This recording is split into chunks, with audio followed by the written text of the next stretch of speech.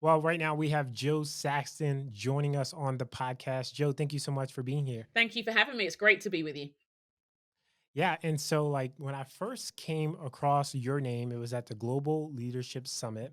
I believe it was in 2019. You did a talk, and I was really fascinated about your story, and I've been following you ever since. I've heard you on a number of different podcasts, and now I follow you on social media like everyone else. Mhm. So glad to have you on the podcast.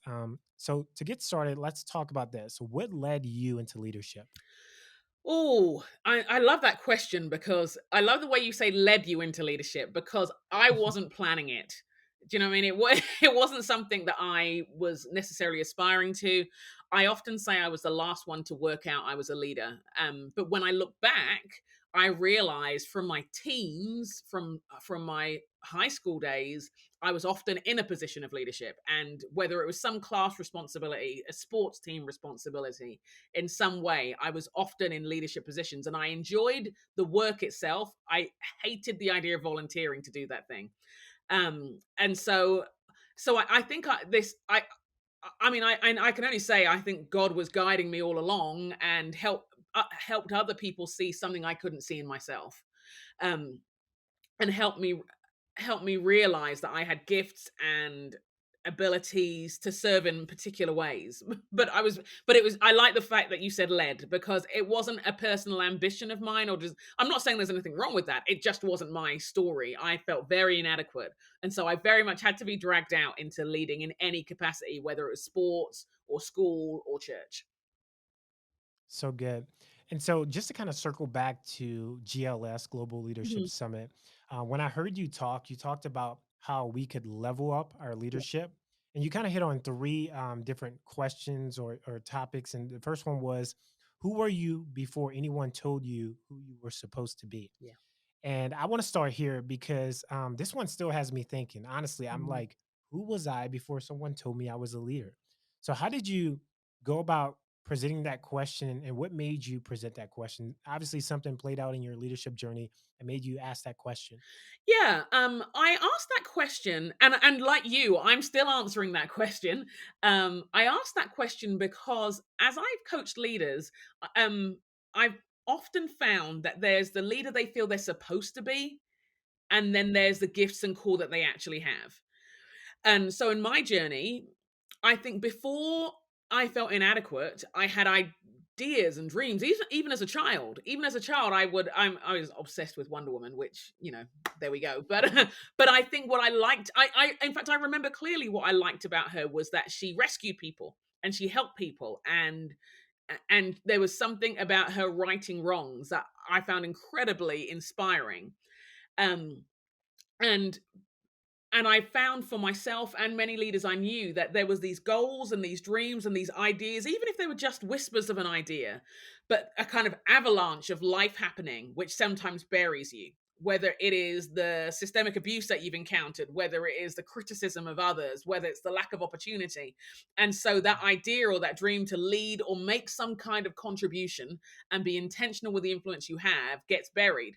And so I love or you feel like you enter a situation and that's what the boss wants, so you become what that boss wants. That's what that Wow. environment wants you to be, so you think, well, if I try and be a bit more like that, maybe I can be better. That's the role that gets paid, that's the role that's popular and approved of, so that's the kind of leader I'm supposed to be.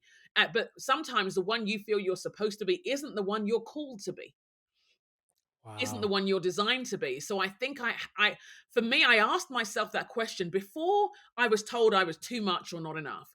Before I was told that my ethnic background, my class, my economic realities would determine my future. Before any of that, what was actually going on? Before life interrupted, before life happened, before insecurity and pain and brokenness kind of cut its way into me, what was originally there? Because that's who God designed me to be, not all the things that have happened to me.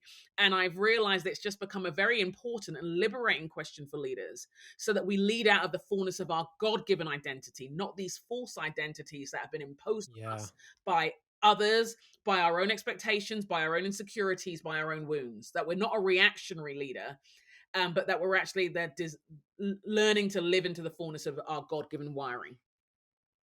Wow. You know, as a journalist myself, I've been in a lot of different scenarios where you have leaders who try to make you who you are not. Yeah.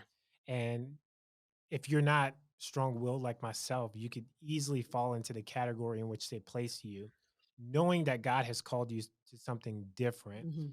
And so that's something I had to break away from, and I had to actually step away from being in the news business Wow. to fully understand the the vocational calling God had for me, Yeah. and then also just the spiritual calling that God had for me to minister the gospel in a way that fit me best and not based on what someone projected on me. Yeah. So that's good that you shared that experience. Also, in the talk at GLS, you talked about burnout. Yeah. And I know that's a big part of your story. It's a big part of a lot of people's stories. And in fact, there's a lot of people who don't even know that they're actually experiencing burnout. Mhm. And so, one thing you said is if your body could talk to you, what would it want to say? And then you said this: you have one body and your leadership lives in it. So let's talk about burnout. So, for someone who may be watching or listening, who may be experiencing burnout right now and don't even know it, what were some of the signs or symptoms that you experienced that maybe you can help some other people say, well, maybe I'm feeling tired. It's not just because I'm not getting enough sleep, but there are other layers to it as well. Yeah, I think for me, there were yeah, I love the way you say layers. I think for me, one of the things areas that I was more tired when I woke up than when I went to bed. And in Wow. the seasons of my life when burnout has been has been my constant companion, I've been more tired waking up than when I went to bed. And it's like, well, what happened then? Because there was no rest that happened there. I think there was an internal drive within. I mean, sometimes for me it felt like burning. Sometimes there are physical manifestations like heartburn, acid reflux, all these sorts of things that your body is like, alarm, alarm, alarm. Can we get it together, please?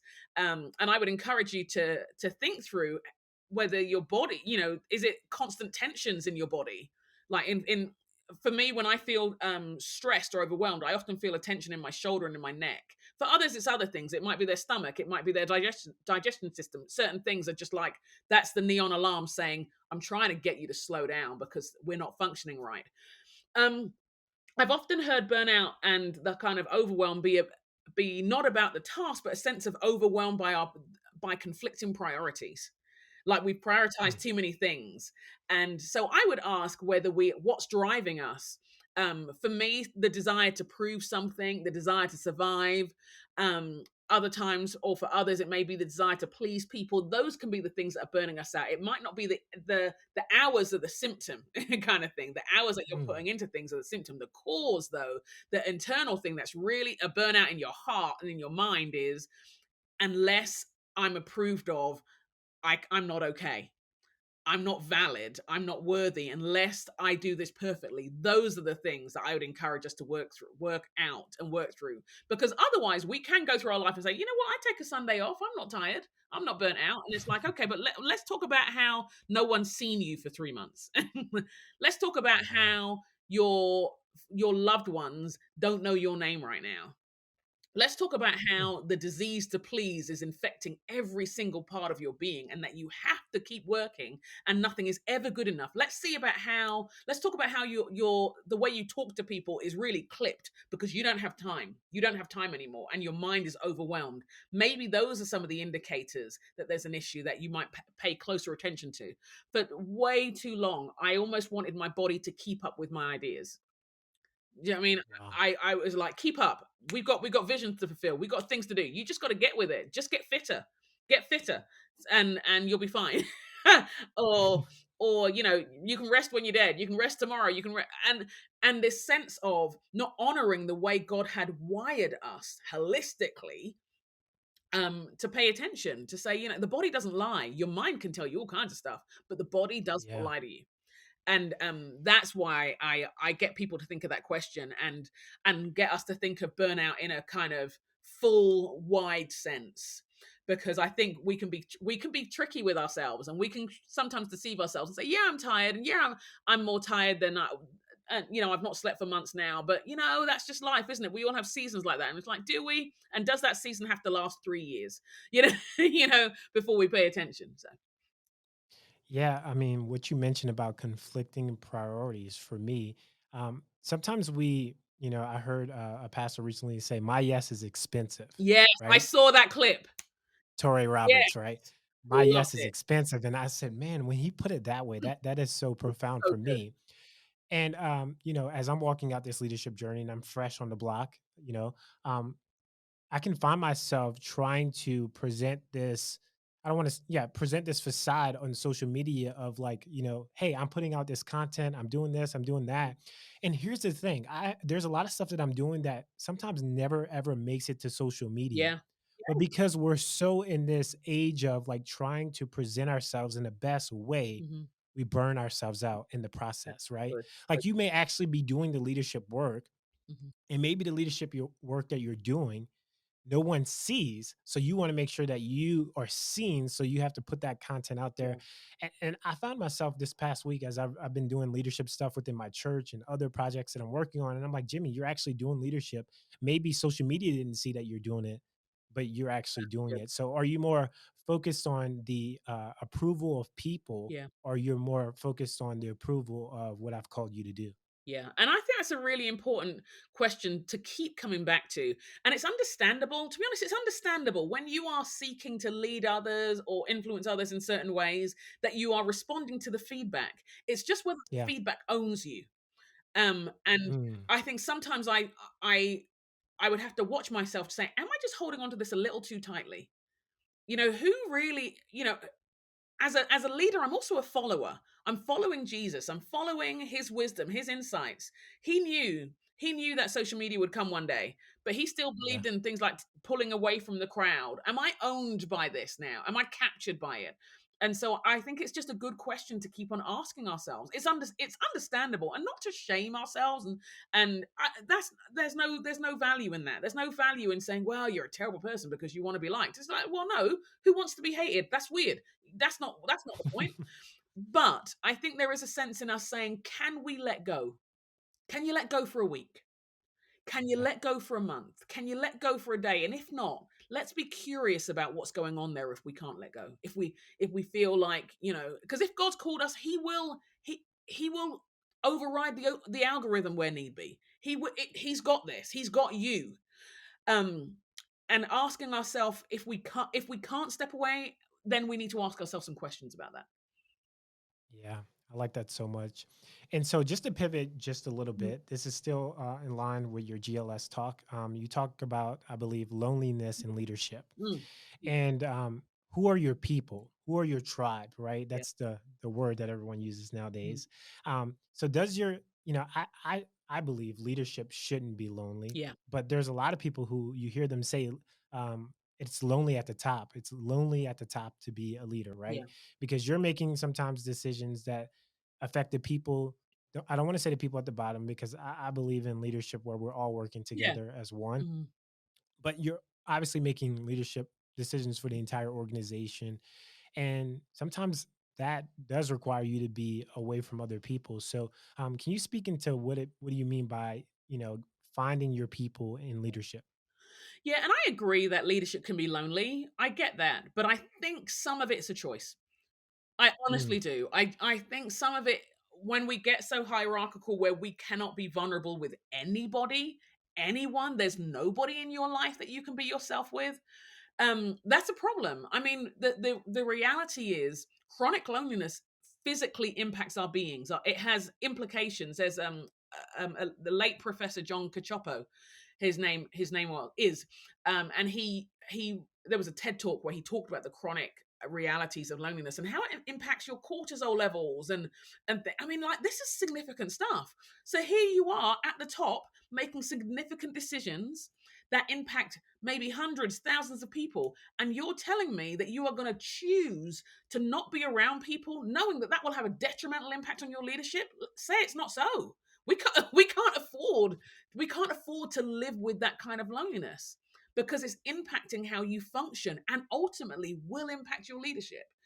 Now, I'm not saying, therefore, we're going to be besties with everybody, but there needs to be somebody. And maybe they need to be somebody who's not involved in the work that you're doing. You mm, know, I think I get that we're busy. I get that we have demands, but when you're too busy for healthy relationships, then I think again that we need to revisit some priorities, because this is for our well-being, this is for our wholeness, and our wholeness does contribute to our leadership. It just does. Um, and so I want to ask us who our people are. And the reason why I was quite deliberate in talking about tribe, because I'm Nigerian in heritage, uh, and our Right. tribe is Yoruba. And there are practices and there are habits and there's a language, there's a commonality that comes from being part of a tribe, but being part of a community. There are things in your name that you, in the way your name's spelled, in the language you speak, in some of the food that you eat, and all of these things, there's certain distinctives about a community, markers that you share together. Now you're all doing your different things, but wherever I am in the world, I can tell if someone's Yoruba because I see it in their name, I see it in their identity. And so when I want to ask leaders, no matter how at the top or whatever you are, um, who are your people who have those kind of markers with that you've got some kind of Right. no, you're all going about your business, but you've got some resonant things which where you people are your these are your people. There are habits you have together, fun you have together, food you have together, life you have together. I'm not saying we do things all at the same time, but I'm not saying it's easy to do every week. But there's got to be something. There's got to be something. And I think here's the other reason why I push in on this. When I talk to many leaders about this, the reasons for the loneliness for some is about busyness, and for some it's about wounding. Mm, And yeah. they have been wounded on their way to the top. They've been wounded on their way to the top by a rival. They've been wounded on their way to the top by people who didn't like a choice they made. They've been wounded on the way to the top because someone betrayed them, betrayed their trust. The boss didn't give them the opportunities. They were threatened by them. Wounding, wounding, wounding. So our reaction to wounding is to isolate ourselves permanently. That's not going to heal Yeah. the wound either. And I don't say that to belittle the wound, because some of us carry some significant scars on our leadership journey. I'm saying that those things need redeeming, not just reacting to. Because Yeah. here's the thing: when have become like that, again, it's that who were you before anybody told you who you're supposed to be, before life happened to you. When we become something on account of the wounds that we've found in our peers, our bosses, our rivals along the way, they are still impacting your leadership. They are still defining you. When you can't make a new friend, when you can't, I'm not saying that relationship is going to rock on. It might be another one, but are we still letting those things that they've done have the last word on our life and on our leadership? A Yeah. lot. That's so good. Um, in regards to, you talk a little bit about your personal leadership journey Mhm, a little bit. And I believe I heard a story of your foster mother mhm. and what you learn about leadership through her parenting. Yeah. I would love for you to share a little bit about that. Yeah. I mean, my foster mother passed, I mean, she passed away a number of years ago now, but I think it's amazing when we look at our lives and our people and our families, the lessons of leadership we can learn. I think for her, Yeah. I was struck by, this was a woman whose leadership was forged in crisis. She, it wasn't her goal to become a foster mother. Her goal, she always loved kids. She never wanted to get married, but she, many years ago, she was elderly when she fostered me. So many years ago, during World War II, she looked after evacuees who were being evacuated out of London because London was being bombed. That was her thing. She would look after children for days at a time, weeks at a time, and it was like in the midst of the crisis, her calling was uncovered. Mm. The irony was she was not functionally literate until much later on in life, until her 90s, in fact. And so when I think of the lessons I learned from her, one and was simply the resilience of the woman, to be honest. The creativity, the innovation of doing something so out of the box that didn't fit her time. The women of her time were sitting down and getting married. And do you know what I mean? And she chose to carve a path which was different to others. Um, but it was still her path. I When I think of her, I think of someone who is a lifelong learner that to, that would not let the past have the last word on her. So in her 90s, going and learning how to read fully, because it was something that had always eluded her. to not allow her limitations to stop what God would do in her life. I think those are lessons that I think were weaved into me really in her, in just being in her home and being part of her family. That someone would keep on growing, keep on learning, keep on searching, um, was a powerful thing. That's so good. And I know because of, you know, her ability to love you and to care for all the people that she fostered over those years, Mhm. that I think there's something about your leadership style or pedigree that you have this desire to mentor and even sponsor other people. Mhm. And I've heard you talk about mentoring versus sponsoring. Yeah. And so I want you to share with our audience today what's the difference, because I think some people get those confused. Yeah, and I would say that, yeah, and I appreciate you linking it back to the family as well, because I think it was true from my foster mother, but also from my mum and my aunts as well. And when I think of mentoring, and I remember seeing a quote, and I wish I knew who said this quote. It was in a Harvard Business Review magazine where they said, "A mentor gives wise advice. A sponsor gets you to the next level." So the mentor is someone who is kind of helping you reflect on things, helping you reflect on your learning, sharing some of their learning, speaking into your learning, maybe asking some questions to ignite curiosity. But when you go to a mentor, you're like, okay, you're someone who's seen some things, done some things. I want to learn from you. I want to learn from what you're learning as I navigate my way in the world. A sponsor can do the mentoring, but sponsoring goes one step further. A sponsor is someone who takes your name to those opportunities. They literally take you into the room where it happens, as it were. They are the person who will stake their credibility and say, you want to employ that person, you want to give that person a shot, you want to. They are sponsoring you. They are bringing a name forward and saying, this is someone who you want to follow. This is someone who you want to consider for that position. They and they know that in giving your name and putting your name forward, that all the people who are looking at that name are saying, well, because you said it, I'm going to give that person a chance. Because of the relationship I have with you, the credibility you've brought to this company, this organization, this church, this environment, I'm going to give this person a chance. So it's quite a powerful thing to be a sponsor, because you are leveraging your credibility, you are leveraging your influence so that somebody else can be catapulted into a new space. Yeah, I love that so much. And I love your heart behind wanting to do that for so many other leaders. And before we go today, there's this segment of the podcast Yeah. that's called The Big Three. Mhm.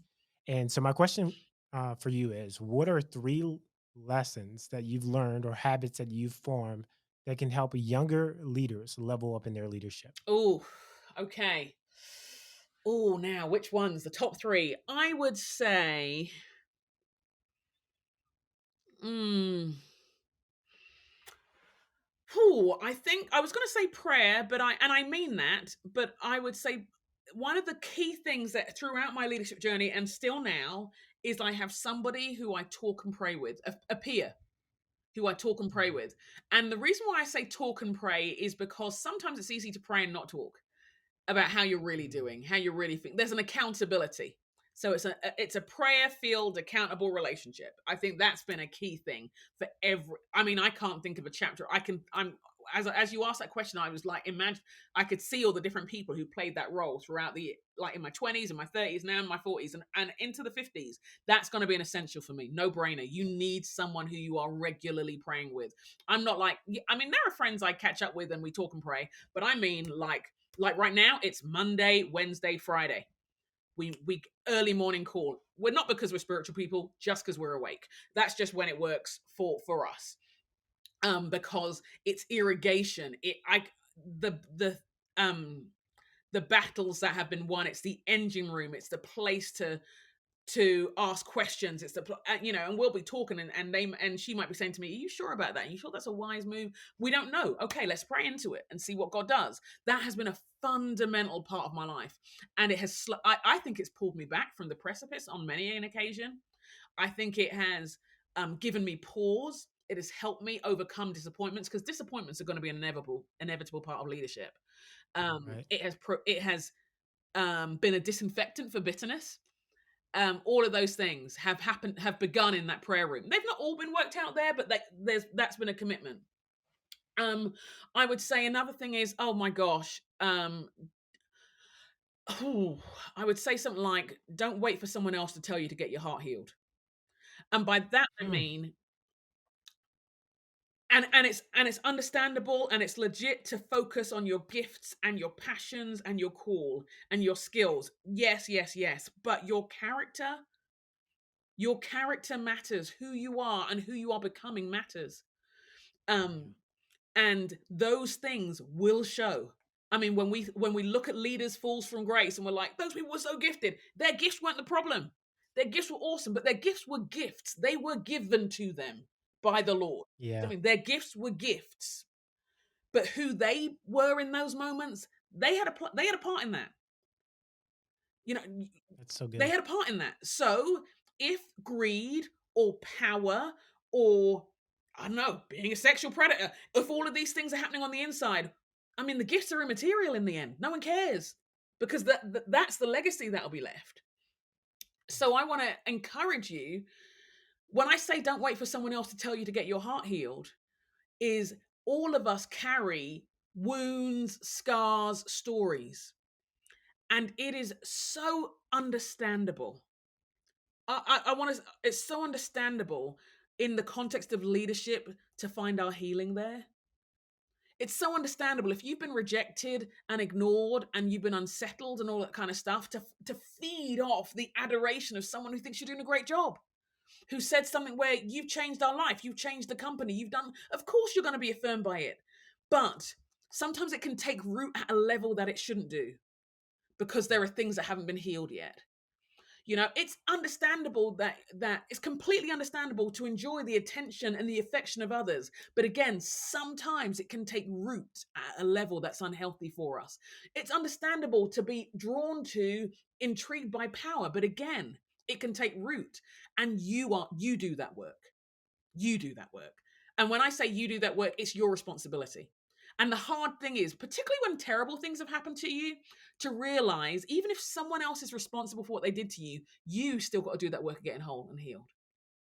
And so I want Yeah. to, so that may be therapy, that may be in the mentor space, that maybe you need to go to a doctor's appointment and get on those antidepressants and all that kind of stuff. Do that thing. Do not let the past or the wounds of the present, because curveballs come in every chapter, sadly. Yeah. Do not let those things have the last word on your leadership. Mm, Do not let yeah. them. They are worth the time, the tears, the money, the investment. Rather, and also you are worth not being buried in the shame of your addictions and of your vices. Um, you are worth more than that. And so many of us have disqualified ourselves from leadership because like there's this thing going on down. It's like get that thing dealt with then. Get that thing dealt with. Yeah, okay. So maybe you need to be sober for the rest of your life. Okay, maybe that's that, and maybe your friends don't, but you do. That doesn't mean you shouldn't be a leader. That just means you want to have that piece in check. You know. Yeah. So that would be the other one. And I think I the other thing I would really encourage is dream audaciously. Dream audaciously. And don't be embarrassed or afraid or apologetic about the scope of your dreams, because life's going to happen, and it'll filter out those parts anyway. But we need people to dream further, that we need people to dream of things we haven't seen yet. We need people with the energy and the capacity to imagine more and to dare to imagine more. And I feel like from one generation to another, that's like a baton that you've got to keep on. Don't dream to the level that I've dreamt. What's the point in that? It's been done. Do something else, because you see things that I won't see. You're amongst people that I'm not among. You're doing things that I'm not doing, and that's a good thing. That's a good. Now it's hard work. It's painful. It may be misunderstood. It may be rejected along the way. But you know what? None of all the biggest shifts in society began with the dreamers. Dream audaciously. Thank you so much for those three. Those were amazing. So, Joe, tell us how people can go about connecting with you online. Okay, well, I am on the social medias. So at Jo Saxton, be it I was going to say Twitter, but I don't really do much on Twitter now because Twitter's Neither do I. it, Yeah. there's something about it which does smell dumpster fire from time to time. So I'm not there often. Instagram, Facebook, those will be the places. You can go to josaxton.com is my website. That'll show you where my podcast is, some of the coaching I do. That's a good landing pad to where the books are. That's a good landing spot to find out all the things. But yeah, Well, Jo, thank you so much for spending time with us here today. Make sure you guys go out and pick up a copy of Jo's most recent book, Ready to Rise, wherever books are sold.